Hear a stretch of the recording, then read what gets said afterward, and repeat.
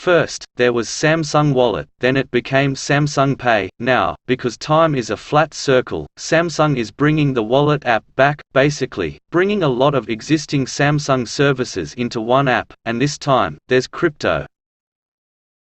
The new Samsung Wallet is available today, and it will take the place of the current Pay and Pass apps, which currently handle payment cards and passwords, respectively. It also integrates with SmartThings to store certain digital home and car keys.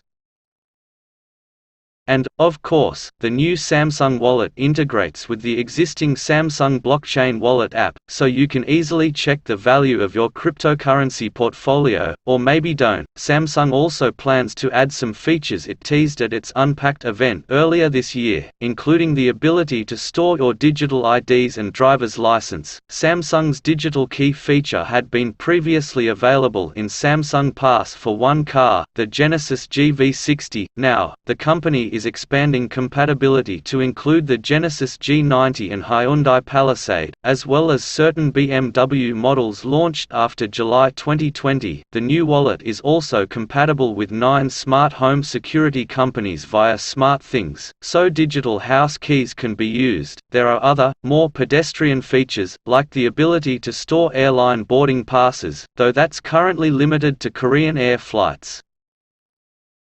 Samsung Wallet is available today in the US, UK, and parts of Europe for Galaxy phones, with Samsung Pay running Android 9 or later. Not all features will be available with all phones, though. Some digital car keys require UWB short-range connectivity, and some require a phone with Samsung's ESE security hardware.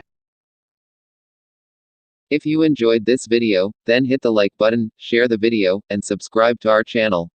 And don't forget to hit the bell icon. Thanks for watching.